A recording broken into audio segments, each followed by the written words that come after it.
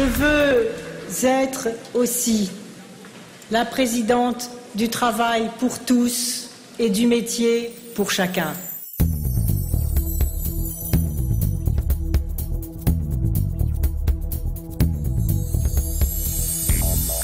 Pour de nombreux salariés, les combats sociaux sont de plus en plus difficiles à mener. À chaque grève, les employeurs brandissent la menace d'une délocalisation, d'une fermeture d'usines pour faire pression sur leurs revendications. Mais les intimidations, justement, ils n'en veulent plus. Ils ont largement d'argent pour nous payer 300 € et le départ des retraites à 55 ans. Les embauches des intérimaires. Il y a de l'argent. Ils sont en train de faire peur. Hier, on est parti à Poissy, qu'on a vu nos camarades. Si vous faites grève, l'usine va fermer. Et s'ils nous disent, si on continue, l'usine va fermer. À Mélouse, ils leur disent qu'ils vont fermer. Ça ne ferme pas. Ça ferme pas. On fait trop de bénéfices, il y a trop d'argent. L'usine ne peut pas fermer. Dominique, vous qui êtes économiste, ça vous semble juste tout ça? Il me semble très important quand un État ou des collectivités locales donnent de l'argent pour attirer une entreprise pour qu'elle vienne s'installer, que si l'entreprise, quelques années après, part, et notamment part, pas pour des raisons claires, importantes, des difficultés, mais part parce qu'elle a envie de s'installer ailleurs, c'est tout à fait essentiel qu'elle rembourse l'argent qu'elle a obtenu.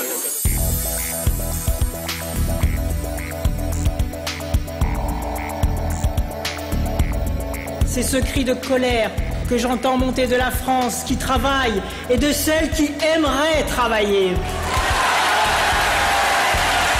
Colère contre les délocalisations qui dévorent l'emploi. Colère contre le fait que 23% des jeunes sont sans emploi, que l'âge du premier emploi n'en finit pas de reculer et que la précarité des contrats se généralise.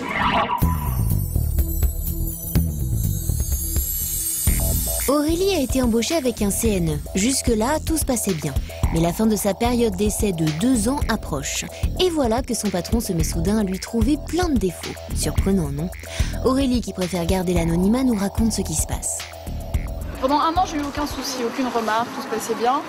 Et là, depuis 2 mois, j'ai fait pas mal de reproches. On me surveille, par exemple, on me passe des coups de fil, quand je suis seule au bureau, on me passe des coups de fil à 12h05 pour vérifier que je suis toujours là. J'attends un peu de voir à quelle sauce je vais être mangée et qu'est-ce qu'on va me reprocher par la suite. Barbecue ou curry, on ne sait pas quelle sera la sauce, mais on se dit qu'Aurélie, elle est mal partie pour le décrocher son CDI. La suppression du CNE, c'est en fait supprimer l'idée qu'on pourrait engager une relation de travail substantielle et sur le long terme avec un salarié en le menaçant sans arrêt de séparation. Le CNE, qu'est-ce qu'il nous dit? Il nous dit qu'on peut pendant 2 ans embaucher quelqu'un et le licencier sans aucune motivation. Donc suppression du CNE pour remettre à la place, pour refaire, d'ailleurs c'est toujours le cas, le CDI reste la norme, mais suppression de tous les contrats qui permettent aux employeurs en quelque sorte de faire leur marché pour choisir ce qui leur convient le mieux.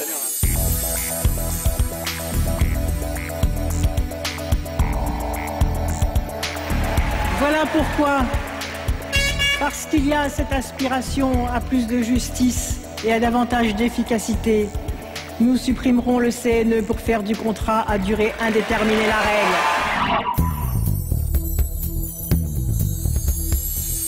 On parle souvent des négociations sociales en période de crise, mais pourtant le dialogue, c'est justement le moyen d'éviter la crise.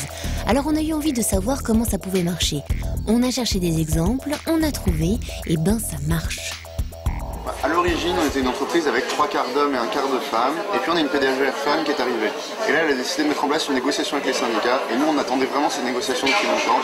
Et ensemble, on a regardé les endroits où les femmes étaient vraiment discriminées, et ensemble, on a fait un plan sur plusieurs années qui a permis de rattraper le niveau de retard que les femmes avaient accumulé dans l'entreprise. Donc aujourd'hui, dans notre entreprise, chaque année, on vérifie, et les femmes sont arrivées au même niveau que les hommes au niveau des rémunérations.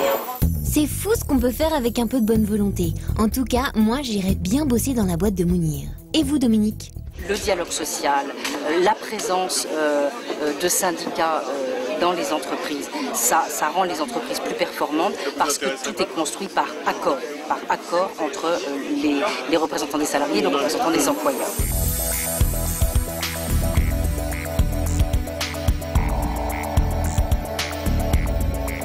Je m'engage à tout faire pour que, si je suis élu, un nouvel essor soit donné à la démocratie sociale et au dialogue social constructif qui va avec. On a quand même une frange de la jeunesse qui a besoin de trouver un emploi, ne serait-ce que pour acquérir un réflexe d'employabilité. Donc à partir de là, ces emplois tremplins, s'ils se vivent comme un outil transitoire pour relancer l'économie française, redonner une confiance dans la jeunesse, c'est certainement un point positif. L'objectif final étant quand même que dans 5 ans, on ait une économie privée, mais aussi des vrais emplois publics qui puissent prendre le relais de ces emplois tremplins. Et oui, les emplois tremplins, c'est bien pour aider les jeunes à entrer sur le marché du travail, mais ça aide aussi les nouvelles entreprises à se développer.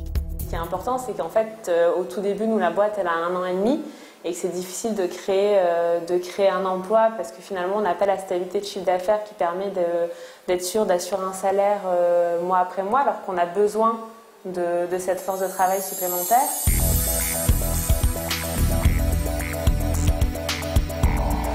Jeune doit en effet pouvoir bénéficier d'une possibilité d'insertion.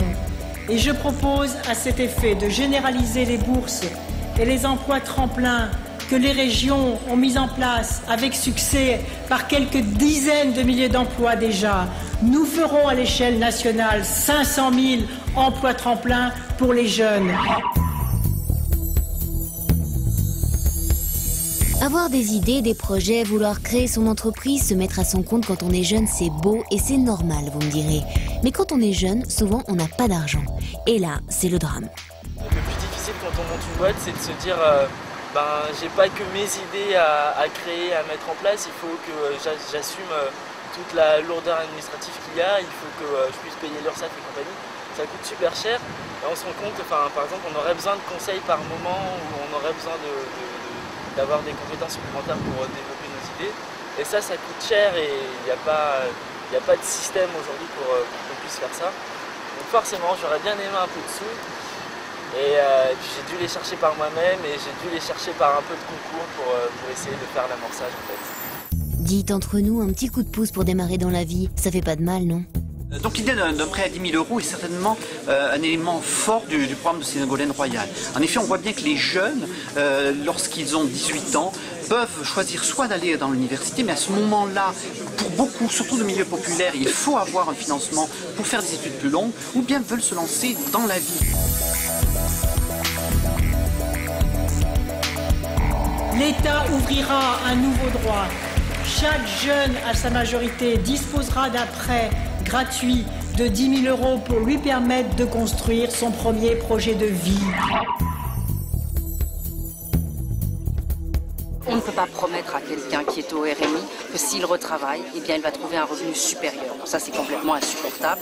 Insupportable, oui. Et pourtant, quand on est au RMI, on a vraiment envie de retrouver du travail. Si on me proposait un mi-temps au SMIC, je ne sais pas si je serais gagnant, mais vu ma situation, donc RMI de longue durée, je ne poserai pas de questions, je perdrai peut-être la CMU, mais je pense que je le prendrai sans hésiter, même si je ne suis pas forcément gagnant financièrement. Alors comment faire pour diminuer l'impact de ces fameux effets de seuil ? Créer un revenu de solidarité active, ça servirait à 3 choses. La première, c'est à enlever les effets de seuil, c'est-à-dire à permettre aux RMistes, quand ils reprennent du travail, de gagner de l'argent et non pas d'en perdre. La deuxième chose, ça servirait à aider les travailleurs pauvres à sortir de la pauvreté en complétant des revenus du travail qui sont insuffisants, souvent quand ils sont à temps partiel subi. Et la troisième chose, le revenu de solidarité active, ça permettrait de simplifier considérablement un système de minima sociaux et d'aides qui sont enchevêtrés et donc de se substituer à un certain nombre d'aides pour avoir un système plus lisible, plus simple et plus cohérent.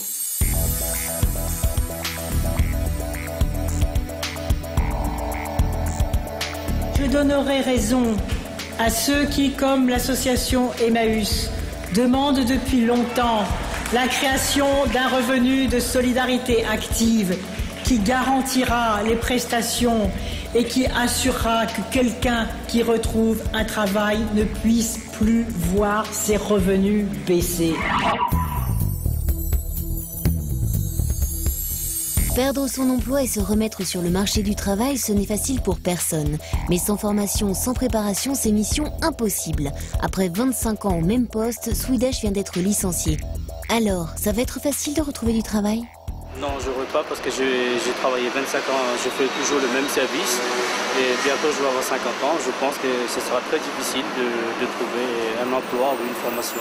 Mais comment éviter ce type de situation et faire en sorte que la formation devienne une protection contre le chômage ? On s'y prend le plus en amont possible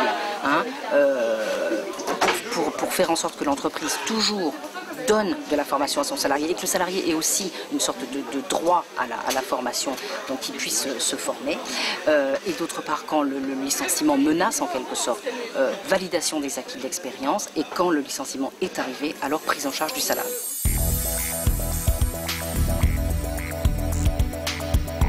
Un cadre qu'il sent qu'il va être mis à la porte, considéré comme dépassé, et qui se bat, qui veut créer son entreprise, est obligé de passer par la case chômage avant de créer son entreprise. Cela, je veux que demain, ça ne soit plus possible. On parle souvent des droits et des devoirs des chômeurs. Ça signifie quoi en fait ? Le droit, c'est le droit à une indemnisation généreuse, à une prise en charge financière et à une formation. Le devoir, c'est de rechercher activement un emploi et d'en reprendre un dès que les conditions seront là et qu'on en aura retrouvé un. Et le devoir de se former pour précisément aller trouver le plus vite possible un nouvel emploi.